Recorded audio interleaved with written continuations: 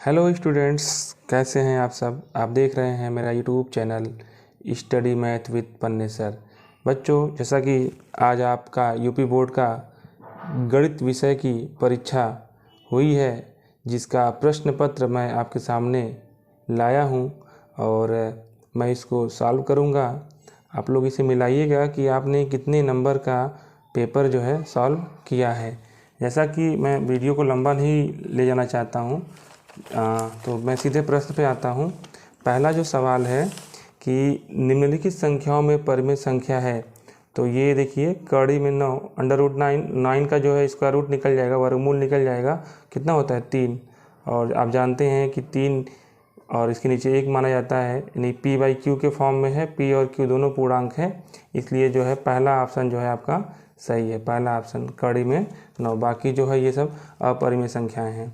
दूसरा कह रहा है रैखिक समीकरण युग्म x + y = 10 और x - y = 4 का हल है। देखिए यहाँ पे सवाल है कि रैखिक समीकरण x + y = 10 और x - y = 4 का हल है। मैंने आपको ये वीडियो जो है बताया था विलोपन विधि द्वारा कैसे हल करते हैं। तो सीधे आप x + y = 10 और x - y = 4 इसको जोड़ दीजिएगा। जब जोड़ेंगे तो +y और -y कट जाएगा, x और x 2x हो जाएगा और यहाँ 10 और 4 14 है। तो x बराबर ये 2 से 1 जा 47 आया, x की वैल्यू 7 आ गई और x का मान जब यहाँ हम 7 रखेंगे तो 7 + y = 10, तो y की वैल्यू कितनी आ जाएगी 3, यानी कि ऑप्शन बी सही है हमारा। ठीक है। अब सवाल नंबर 3, बिंदु 5 का मान 9 की y अक्ष से दूरी क्या है। सबसे पहले हमें x अक्ष और y अक्ष बना लेंगे। ये x अक्ष है, ये y अक्ष है। तो बिंदु 5 का मान 9 कहाँ होगा। मान लीजिए ये दूरी 5 है और ये 9, यहाँ कहीं ये बिंदु होगा। ठीक है, ये 5 का मान 9 पूछ रहा है। इस बिंदु की y अक्ष से दूरी कितनी है, तो y अक्ष ये है, तो यहाँ से इसकी दूरी देखिए कितनी है। ठीक है, तो ये दूरी कितनी होगी, जितना ये है उतनी ही दूरी होगी। तो ये 5 था तो ये भी 5 होगा, यानी कि 5। हमारा ऑप्शन सी सही है, तीसरे का सी सही है।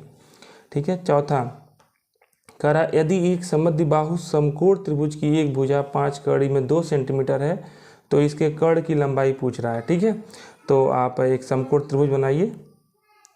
ठीक है, ये समकोण त्रिभुज मैंने बना दिया यहाँ पे। अब इसकी जो है ये कैसा है, समद्विबाहु भी है, मतलब इसकी दो भुजाएं क्या हैं, बराबर हैं। आइसोसेलेस ट्रायंगल है, दो भुजाएं बराबर हैं। मान लीजिए दो भुजाएं कौन कौन बराबर होंगी, ये दोनों आपस में बराबर होंगी, कर्ण तो बराबर होगा ना। तो ये दो भुजाएं बराबर हैं, x x। ठीक है, तो कह रहा है एक भुजा इतना है 5 कड़ी में 2, तो ये कितना दिया है 5 कड़ी में 2, तो ये भी कितना हो जाएगा 5 कड़ी में 2। ठीक है ना, तो हमको यहाँ 5 कड़ी में 2 है, तो कर्ण पूछ रहा है, तो कर्ण निकालना है तो आपको लंब का वर्ग कर दीजिए।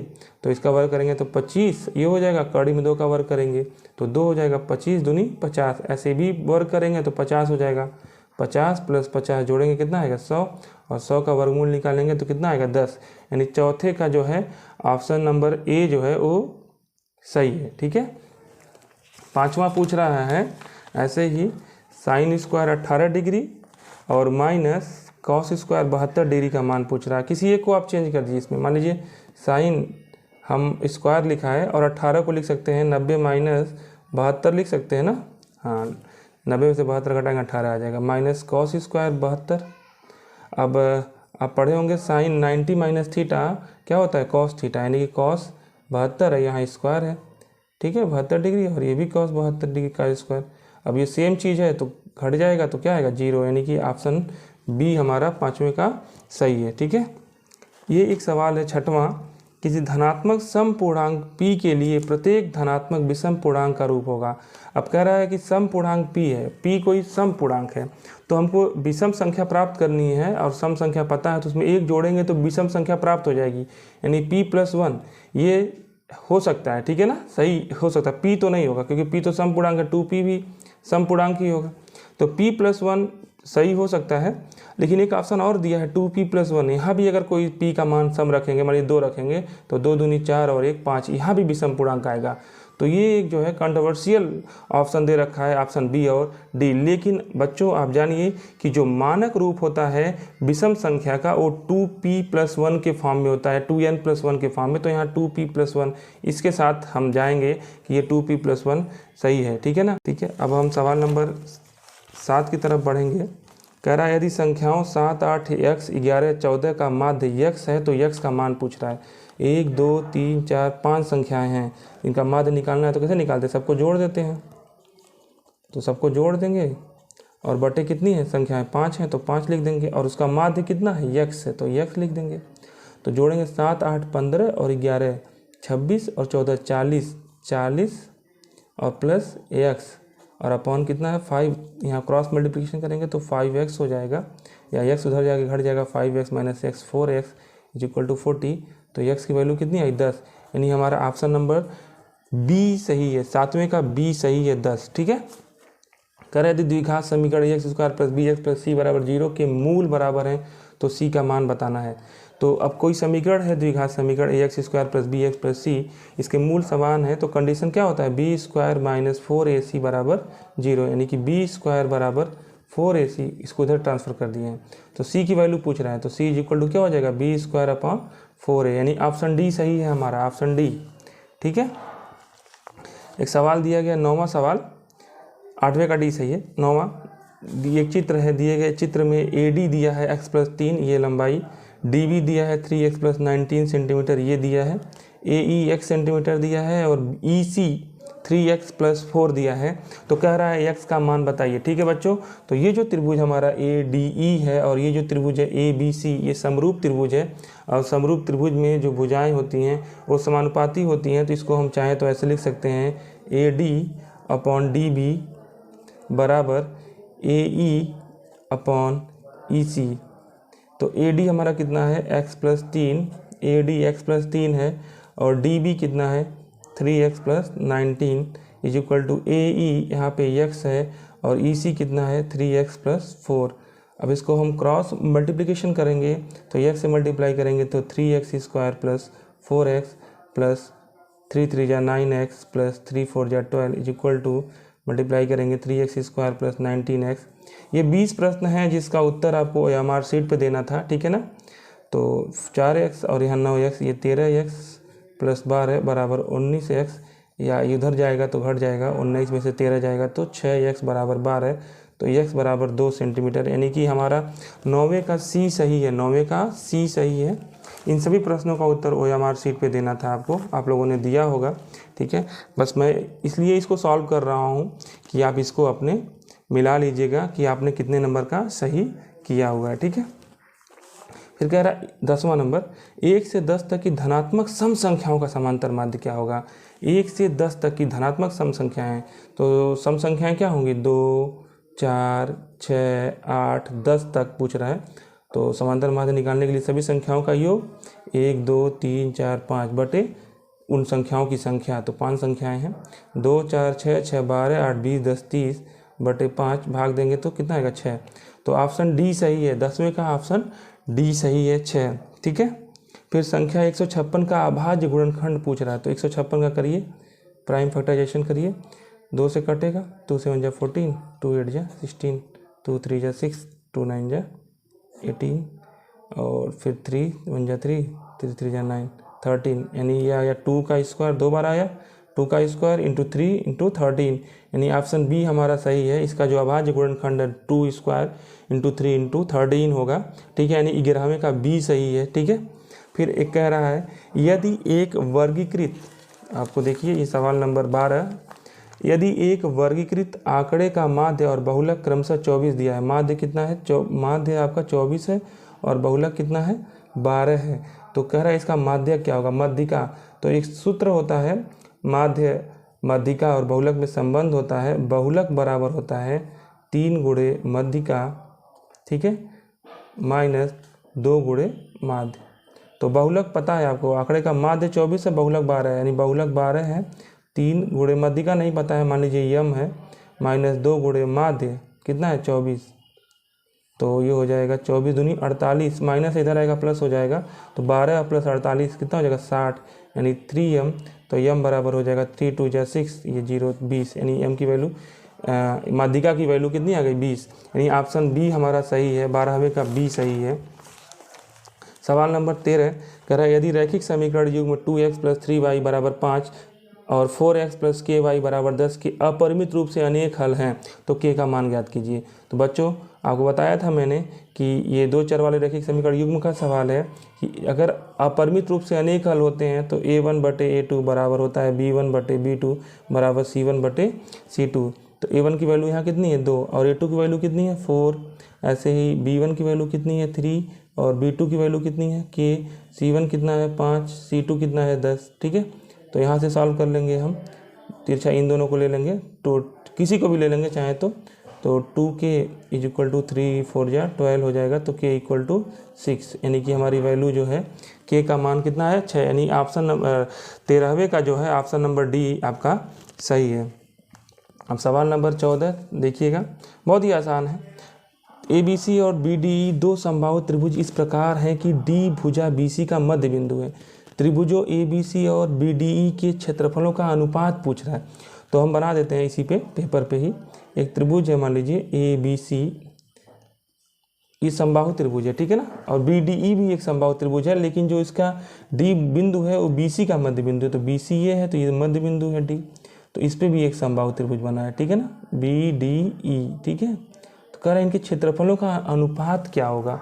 ठीक है, दोनों के क्षेत्रफलों का अनुपात क्या होगा। तो मान लीजिए अगर इसकी भुजा इसी ये बड़ी वाले समबाहु त्रिभुज की जो भुजा अगर मान लीजिए ये है, तो आप जानते हैं समबाहु त्रिभुज का क्षेत्रफल कितना होता है, कड़ी में 3/4 a²।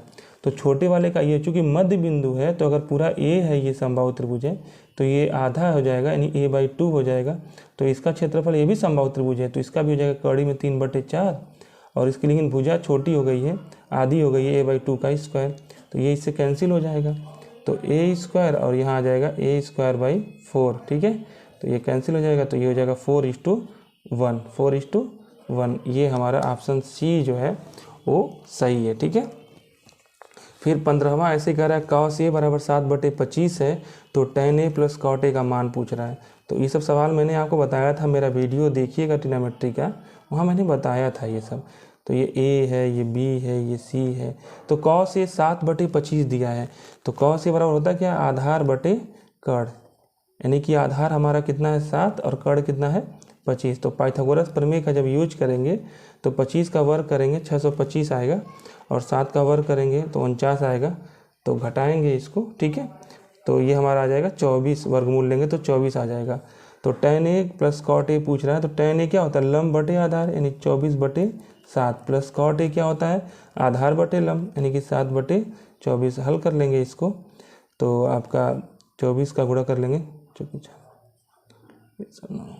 576 आ जाएगा, प्लस 749 और बटे यहाँ गुणा कर देंगे 28 16। ठीक है, जोड़ेंगे इन दोनों को तो 625/168 आएगा, यानी ऑप्शन नंबर डी हमारा जो है वो सही है, यानी 15वें का डी जो है वो सही है आपका। ठीक है, अब 16वां सवाल जो है इसमें ऑब्जेक्टिव, यदि दो वृत्तों की त्रिज्याएं दिया हुआ है क्रमशः 4 सेंटीमीटर और 3 सेंटीमीटर है, तो इन वृत्तों के क्षेत्रफलों का योग के बराबर क्षेत्रफल वाले वृत्त की त्रिज्या है। ठीक है, तो पहले इन दोनों का क्षेत्रफल निकाल के जोड़ दिया जाए, तो वृत्त का क्षेत्रफल क्या होता है πr², तो इसका स्क्वायर करेंगे तो 16 हो जाएगा, त्रिज्या है ना 16, और तो 16 पाई हो जाएगा, प्लस इसका वर्ग करेंगे तो 9 पाई हो जाएगा। ठीक है, इन दोनों का योग कर दिए, कर रहा है योग के बराबर क्षेत्रफल वाले वृत्त की त्रिज्या, तो मान लिया उसकी त्रिज्या r है तो πr², तो ये जोड़ेंगे तो 25 पाई, और यहाँ πr², पाई से पाई कैंसिल, r² बराबर 25, r की वैल्यू 5। बच्चों मैं आपको बस समझाने का प्रयास थोड़ा बहुत कर रहा हूँ, ठीक है, बस मैं सॉल्व कर रहा हूँ ताकि आप जानिए, यानी आप 16वें का हमारा ए सही है। 17वां कह रहा द्विघात समीकरण इसका मूल है, तो x² - 3x माइनस, तो ये 10 है तो -5x सेट करेंगे, प्लस 2x - 10, x बराबर 0, x कामन लेंगे, ठीक है, 2 कामन लेंगे, x - 5। बस मैं इसको सॉल्व कर रहा हूँ जल्दी जल्दी, वीडियो लंबा जा रहा है, मैं इसको शॉर्ट में सॉल्व करते चला जा रहा हूँ। ठीक है, तो x की वैल्यू यहाँ कितनी आएगी 5, और यहाँ से कितनी आएगी -2, यानी ऑप्शन बी सही है, 17वें का बी सही है। ठीक है ना। सवाल नंबर 18 कह रहा है यदि एक समतल मैदान पर एक मीनार की छाया की लंबाई, मीनार है ये कोई, और इसकी छाया बन रही है इस तरह से, यहाँ पे सूर्य का प्रकाश होगा तो इसकी छाया यहाँ बन रही है, ये छाया बन रही है, मीनार की छाया की लंबाई उसकी ऊंचाई की कड़ी 3 गुनी है। तो ऊंचाई अगर मान लीजिए x है तो ये x कड़ी में 3 है। तो सूर्य का उन्नयन कोण पूछ रहा है, ये थीटा। तो बच्चों फार्मूला होता है ना tan थीटा बराबर लंब बटे आधार, यानी लंब हमारा x है और आधार कितना है x कड़ी में 3। ये कैंसिल हो जाएगा, यानी 1/√3 और ये tan में 30 की वैल्यू होती है। तो tan से tan खत्म, तो theta is equal to 30 degree, यानी ऑप्शन सी सही है हमारा। 18वें का ऑप्शन सी सही है। ठीक है। सवाल नंबर 19 कह रहा है 45 सेंटीमीटर ऊंचाई और 4 सेंटीमीटर व्यास वाले एक धात्विक ठोस बेलन को पिघलाकर, एक बेलन है जिसकी ऊंचाई कितनी दी गई है, ऊंचाई हमारी है 45 सेंटीमीटर और उसका व्यास 4 है, तो त्रिज्या कितनी हो जाएगी 2 सेंटीमीटर। तो इसको पिघलाया गया है, ठीक है ना। तो इसका आयतन निकाल लीजिए। तो आयतन क्या होता है बेलन का, पाई आर स्क्वायर एच। तो पाई आर की वैल्यू 2 है तो स्क्वायर करेंगे 4 हो जाएगा और एच की वैल्यू 45, गुणा करेंगे 180 पाई, यानी इस बेलन का जो आयतन है 180 पाई घन सेंटीमीटर है। और बनाए गए पिघलाकर क्या बनाया गया, 6 सेंटीमीटर व्यास के ठोस गोले बनाए गए हैं, गोले। तो व्यास कितना है 6 सेंटीमीटर, त्रिज्या गोले की कितनी हो जाएगी 3 सेंटीमीटर, ठीक है ना, 3 सेंटीमीटर त्रिज्या हो जाएगी। तो गोले का आयतन क्या होता है 4/3 पाई आर क्यूब। कह रहा है कितने गोले बन जाएंगे इस बेलन को पिघला के बनाएंगे, तो मान लिया कि n गोले बन जाएंगे, ठीक है ना। तो ये इसी से तो बना होगा 180 पाई। तो हमारा ये पाई से पाई कैंसिल हो जाएगा, ये 3 पाई आर क्यूब होता है ना, 4/3 पाई आर क्यूब। तो ये 27 हो जाएगा, काटेंगे तो 9 हो जाएगा और 9 से इसको काटेंगे तो 20 बार में ये भी कट जाएगा। तो 5 4 25 20, यानी n की वैल्यू कितनी आ गई 5, यानी कि कितने गोले बनेंगे 5 गोले बनेंगे, ठीक है। अब एक और सवाल है 20वां। यदि त्रिभुज ABC एक समबाहु त्रिभुज इस प्रकार है, ABC कोई समबाहु त्रिभुज हम बना रहे हैं यहाँ पे, देखिएगा ABC कोई समबाहु त्रिभुज है ABC, और कह रहा है AD परपेंडिकुलर टू BC, इस BC पे कोई लंब है, ठीक है, ये लंब है AD, ठीक है। तो कह रहा है AD स्क्वायर बराबर होगा, ठीक है। तो चूंकि ये लंब है, तो ये लंब है, अगर इस शीर्ष से सामने वाली भुजा पे लंब डाला जाए समबाहु त्रिभुज में, तो ये जो है उस भुजा को आधा आधा बांट देता है, ठीक है ना। तो हम यहाँ पे ये पाइथागोरस प्रमेय यहाँ लगा सकते हैं, चूँकि ये समकोण त्रिभुज है ABD में। तो पाइथागोरस प्रमेय ये जो होता है कर्ण का वर्ग, यानी AB स्क्वायर बराबर आधार का वर्ग प्लस लंब का वर्ग, आधार हमारा BD का वर्ग प्लस लंब कितना है AD का वर्ग। तो कह रहा है AD स्क्वायर का मान पूछ रहा है, तो AD स्क्वायर बराबर हो जाएगा AB स्क्वायर और इसको उधर भेज देंगे माइनस BD स्क्वायर, चूँकि सब में DC DC DC यानी आंसर हमको DC में देना है। तो AB जो होगा वो किसके बराबर होगा, AB जो भुजा है वो AC के बराबर होगी और BC के बराबर होगी, सब तीनों बराबर हैं। लेकिन जो BC है वो BC और या D जो है मध्य बिंदु है, D BC का मध्य बिंदु है, यानी कि जो DC होगा वो BC का आधा होगा, DC जो होगा वो BC का आधा होगा, यानी कि वो AC का भी आधा होगा, ठीक है ना। तो जो DC है यहाँ पे हम इसको AB को लिखना चाह रहे हैं DC के फॉर्म में, ठीक है ना। तो AB ये भुजा है, कहाँ गई, AB ये है, तो DC का ये क्या होगा, DC जो है आधा है ना, तो ये दुगना होगा, तो ये दुगना होगा। तो हम AB की जगह लिख दे रहे हैं 2DC का स्क्वायर, और BD और DC बराबर है, तो हम BD की जगह पे चाहे तो DC भी लिख सकते हैं, DC का स्क्वायर। ये 4DC square minus DC square घटाएंगे तो कितना आएगा 3DC स्क्वायर। तो यानी कि ये A जो 20 का जो है ऑप्शन A सही है। इस प्रकार बच्चों मैंने आपको जो है पूरा जो है ये जो 20 नंबर के जो OMR शीट पे आंसर देना था, इसको मैंने आपको सॉल्व करके दिखाया। अगर आपको ये वीडियो अच्छा लगा हो तो इसको लाइक शेयर और सब्सक्राइब कीजिए, और इसके आगे का सवाल मैं अभी आपको अगली वीडियो में बनाऊंगा, ठीक है। तब तक के लिए बहुत बहुत धन्यवाद आपका, थैंक यू।